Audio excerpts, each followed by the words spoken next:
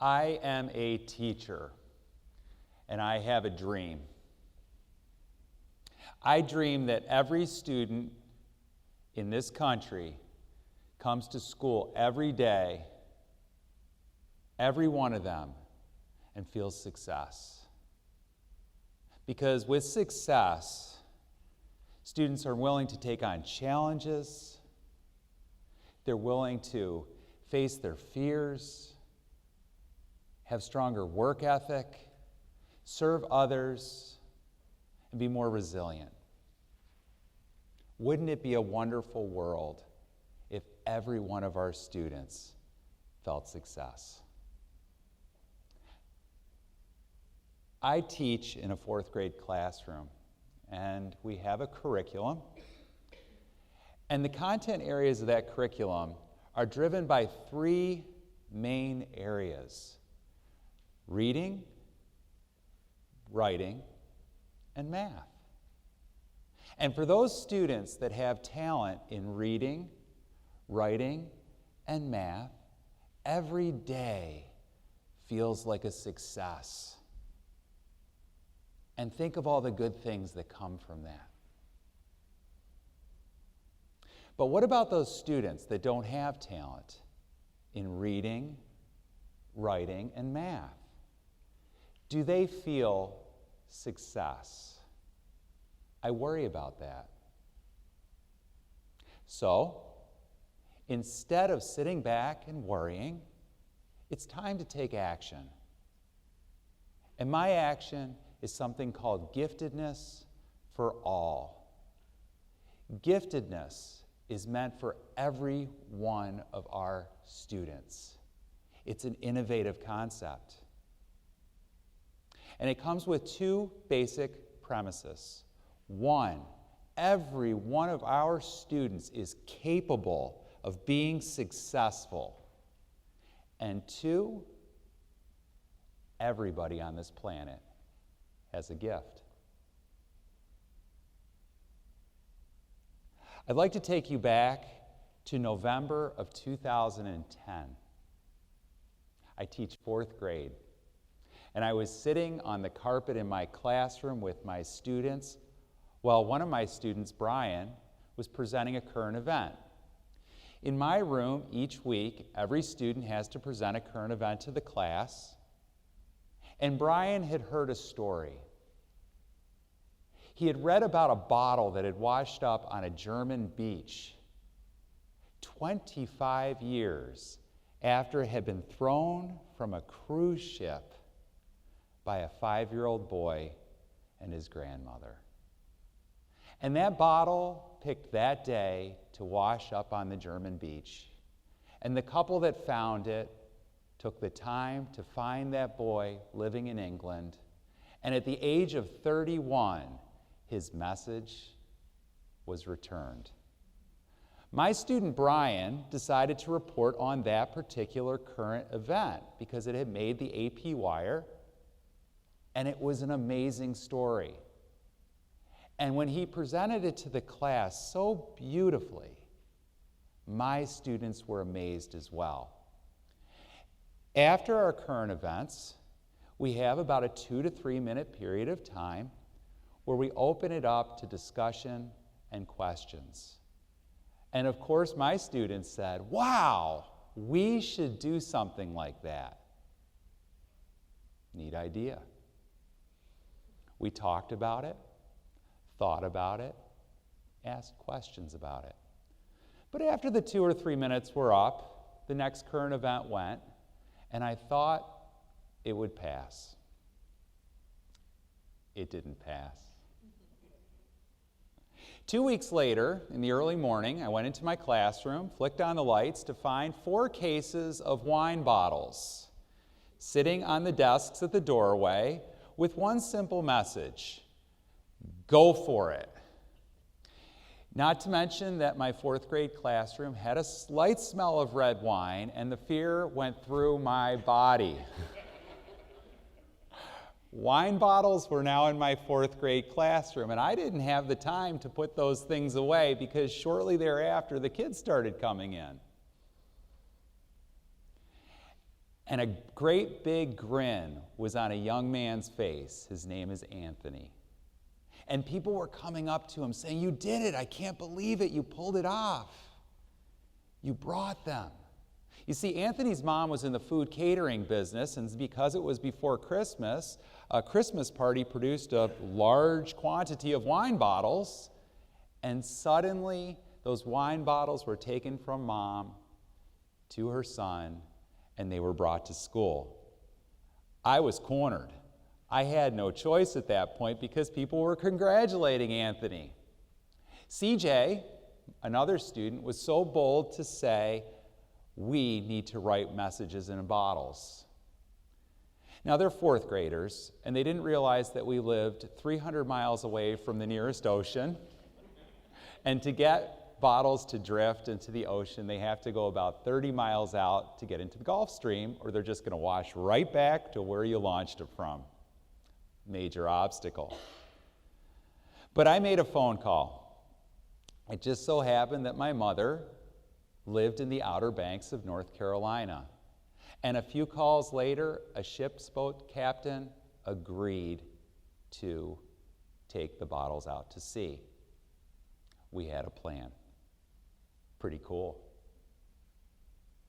But the thing is, we had creativity, but we needed to show our talent. So, in the month of December, we wrote letters, but I asked the students, we're not going to put letters just haphazardly in bottles. We are representing ourselves to the world. So they came up with the idea of what should go into those letters. We researched our community and our town and the farms that surround our little tiny town west of Rochester, New York. And after 3 weeks of hard work, editing, revising, rewriting, we had 43 beautifully written letters ready to be put in bottles. And right before the holiday break, our bottles were stuffed and corked with corks given to us from the phys ed department. And they were taken home through that icy parking lot to my car, and then in January of 2011, delivered to North Carolina. The seas were a little too icy to go out at that time, so a few months had to pass. But in March of that year, we received a call that the next day the captain would be taking the bottles out to sea, and he wanted to live Skype it back to the classroom.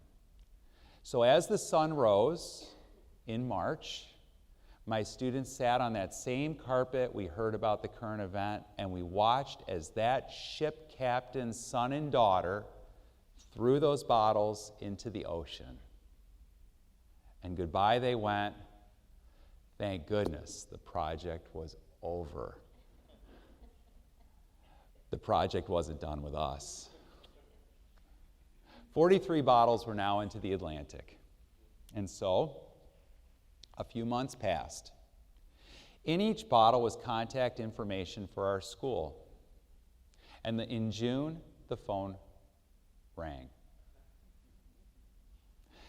You see, a lady named Katie was walking her chocolate lab along the shores of Nova Scotia, and she came across a bottle. And when she broke it, she found Adam's letter inside and called our school.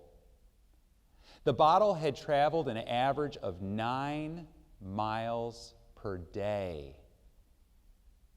We wouldn't have known that had we not figured it out. And then 4 months later, another bottle washed up, this time in the Azores Islands. A fisherman and his daughter found it in the coral reefs. Wow. And that made news in our local paper. But sometimes things that get in the local paper make it on the AP wire. And before we knew it, we were put on the front page of almost every newspaper in the world for this story. And the phone calls came, and the emails came, and the letters came. But the project wasn't done. Another bottle would wash up in Portugal, This time it was Terrell's bottle. And then another bottle would wash up in France. That was Brian's bottle, the boy that reported on the current event to start with. And then finally, during the London Olympic Games of 2012, a final bottle would wash up in southern England. In total, 5 bottles were found with this innovative project that I really had nothing to do with other than facilitate. You see, giftedness is an entitlement for all, but I feel it's very misunderstood. The Message in a Bottle project is a giftedness project. If you could imagine with me for a moment 3 rings, and those 3 rings are interconnected. The first ring is the ring we always think about when we think about giftedness, and that is talent. But is talent the only thing that is part of giftedness? And I would argue absolutely not. Because there's a second part to it, and that is creativity. You see, we had talent. Brian did a great presentation that inspired the class. But we needed the creativity of CJ designing what the letters would look like, and Anthony bringing those bottles. But there's one more part. We can have all the talent and all the creativity in the world, but without the third ring, which is work ethic, we are not gifted. We are wasted. Most importantly, work ethic has to be part of a gifted model. So, what does giftedness bring us? Well, when we recognize the individual giftedness in each of our students, it might not necessarily lie in the areas of math, reading, and writing, but we need to allot time in our day to recognize what each student is gifted in so they can feel success. And what is success? I would argue this. If you're a teacher, success has 6 different parts that we need to ensure that our students feel. 1, we need to help our students believe in themselves more than ever. And as teachers, we need to believe in ourselves too. Those students believed in that project, and look what happened. Incredible things. 2, we need to break the rules. Now, I'm not advocating for break the law. I'm advocating for break the rules. And what break the rules means is this. Normally when we do letter writing in school, we write a letter to somebody in that school, whether it's the principal or another teacher or a friend. Break the rules. Try something new. Get creative. Put a message in a bottle. Do something no one has done before. 3, we need to teach students that failure is okay. When students fail at school, that's the greatest opportunity to teach resilience. Those students knew that they could write those letters and they might never have been found. If that happened, it was okay. We need to teach students how to fail properly so they can bounce back up at the world's challenges. 4, naysayers. They're out there, aren't they? Thousands of emails came in saying what a great project the Message in a Bottle project was. But 2 emails came from Australia saying we were polluting the oceans. But for every 2 naysayers out there, there were thousands saying, great job, you are teaching those kids to do something new. You're teaching them to take on a challenge. 5, to produce success in our classrooms, we need to teach work ethic. Nothing in this world is achieved without hard work, and it is so important to do that. Teach our children work ethic.